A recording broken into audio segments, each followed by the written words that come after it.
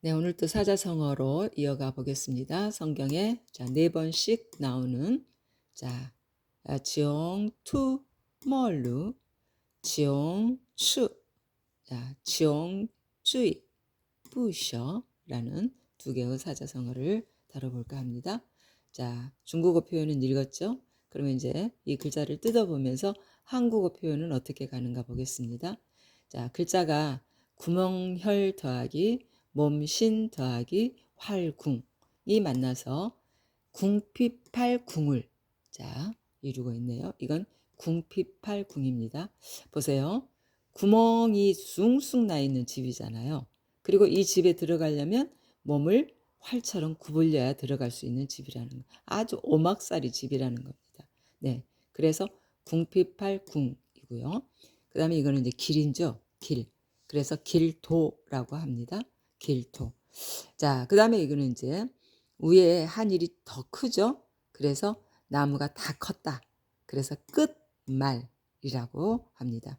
그 다음에 이제 이거는 이거하고 똑같은 거예요. 근데 도로 안 가고 로로 갑니다. 길로로. 사람의 발이 각각 걸어가는 길이다라는 얘기예요. 그러면 궁도 말로가 되겠죠. 그 다음에 이제 이것도 똑같죠. 이제 궁핍할 궁. 그 다음에 이거는 이제 쫓아간다는 추예요. 추격한다 할 때. 그 다음에 이제 아니 불이죠. 그리고 이제 이거는 버릴 사인데 이를 버린다는 걸까요? 이것이 이제 말하자면 기숙사 할 때 쓰는 사가 돼요. 네, 그러면 궁추불사라는 그런 글자가 되겠네요. 그런데 이 내용을 살펴보면 이 궁 때문에 그런지요. 지금 굉장히 가난한 집이잖아요. 그래서 이 궁 때문에 그런지 의미가 별로 좋지 않아요. 네, 궁지에 처해 있다든가 또 막다른 골목에 처해 있다든가 이런 뜻이고요. 또 이건 역시도 끝까지 쫓아가서 캔다 하는 그런 의미가 들어 있어요. 그 다음에 그 궁에 따라오는 글자들을 제가 모아봤는데요. 이제 다 할 진이 있어요. 그러면 궁진이죠. 궁진 하면은 다 해서 없어졌다는 의미가 돼요.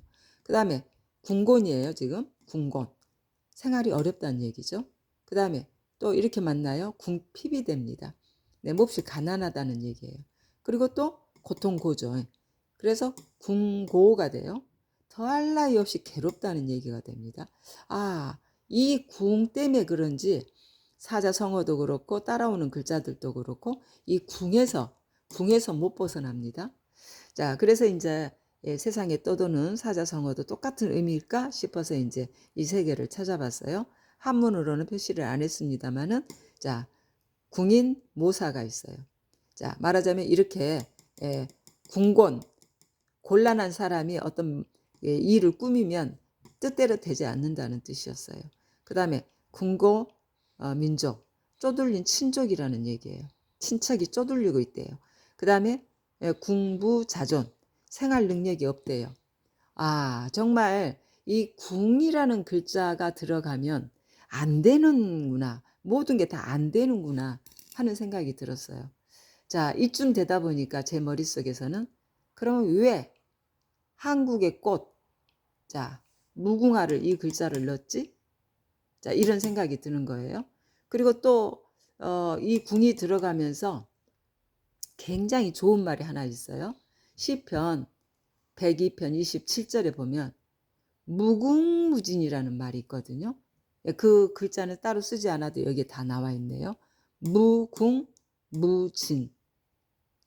이런 글자가 있고 또 무궁화, 꽃화자 해서 이제 무궁화라는 말이 있어요. 그러면 이렇게 궁한 글씨를 넣어서 무궁무진, 무궁화 왜 만들었을까? 왜 그런 글자가 있을까? 그래서 이제 무궁무진이라는 뜻이 무슨 뜻인가를 봤더니 한도 없고 끝도 없고 또 다함도 없다. 그래서 이제 가게 개업하는 집에 그 화분을 선물로 보내면서 무궁한 발전을 기원한다. 이 무궁이라는 단어가 굉장히 그럴 때 많이 쓰이거든요. 그러면 도대체 뭐야? 이 궁이 앞장을 서면 이렇게 다 안 되는 건데 앞에 무를 붙였더니 완전 정반대의 의미가 살아나 버린다는 얘기예요. 네. 그래서 인제 제가 인제 이 무를 저의 영상 116번에서 다뤘거든요. 그런데 그때 거기에서 빠졌던 것이 뭐냐면 무궁무진이라는 이 사자성어가 빠졌어요. 아마 오늘 이 궁을 다루면서 다루려고 그랬는지 그때 제 눈에는 무궁무진이 생각이 안 났고 보이지를 않았었어요. 자, 그래서 그때 그 영상에서 제가 이 무를 어떻게 설명을 했냐 하면 40세 된 남자일까요? 여기 사람이 불에 태워져 죽었다라는 그런 의미였는데 그렇게 결정을 내리기에는 조금은 아쉽다 해서 제가 인제 끝 마무리를 짓지 않고 그냥 거기에서 중단하겠다 하고 이 무를 설명하다 말았거든요. 근데 인제 오늘은 제가 자신 있게 이 무를 설명할 수 있을 것 같아요. 왜냐하면 이 궁을 살려주는 정말 의인에 해당되는 글이잖아요. 네. 그래서 단순히 없을 무라고만 보면 안 될 것 같아요. 그래서 제가 성서 인물 가운데 이 무에 해당하는 인물을 찾았습니다. 누굴까요? 40세 됐을 때 불에 태워져 죽을 뻔했던 사람이 있어요. 아브라함의 아들 이삭. 이삭이 100세에 난 아들인데 40대 되었을 때, 그러니까 아버지는 140세예요. 그리고 아들은 40대, 아주 장정입니다. 그런데 그 아들을 자 손발을 묶어 가지고 자 나무 위에다가 딱 눕혔어요. 그리고 지금 동물을 잡듯이 칼로 자 찔리려고 하는 그 순간 하나님께서 아브라함을 불러요. 너의 믿음이 가식이 없이 진실이라는 것을 내가 믿었으니 자 아들을 살려주고 옆에 나뭇가지에 걸려있는 짐승을 대신 제물로 바쳐라. 그래서 이제 그 이삭이 살아났거든요. 그러면 자 이삭에게서도 이 무가 발견됐고요. 아브라함에서도 이 무가 발견됩니다.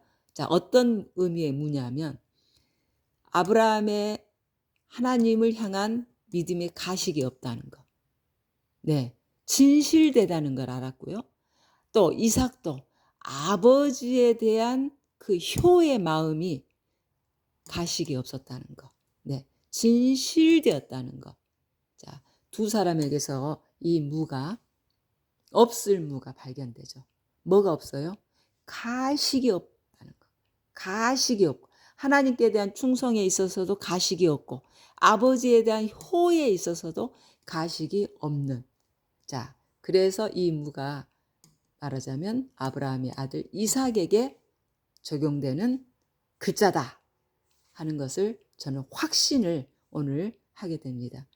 이 궁이라는 글자를 살려주는 의인의 글자이다 보니 그래서 무궁화 하면 무궁무진하게 네, 앞으로 나아갈 수 있는 꽃이라는 얘기고 또 시편에 나와 있는 무궁무진이라는 이 글도 하나님께서 우리에게 줄 수 있는 그 행복이 무궁무진 끝도 한도 없다 이런 표현으로 쓰고 있는 글자라는 거. 아 정말 이 무가 궁을 살리네요. 네. 그래서 오늘 제가 확신 있게 이 무는 이삭에게 적용되는 그리고 아브라함에게 적용되는 말이었다. 확신을 합니다.